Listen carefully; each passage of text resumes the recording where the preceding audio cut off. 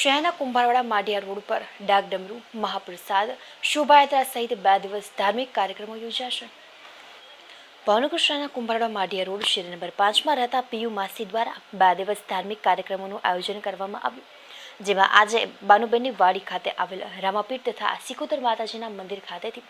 ભવ્ય શોભાયાત્રા નીકળી હતી, જ્યારે આવતીકાલે સાંજે 6:30 કલાકે મહાપ્રસાદ તેમજ રાત્રિના 9 કલાકે મહાનુભાવોની વિશેષ ઉપસ્થિતિમાં ચોગટવાળા નિલેશભાઈ રાવળ,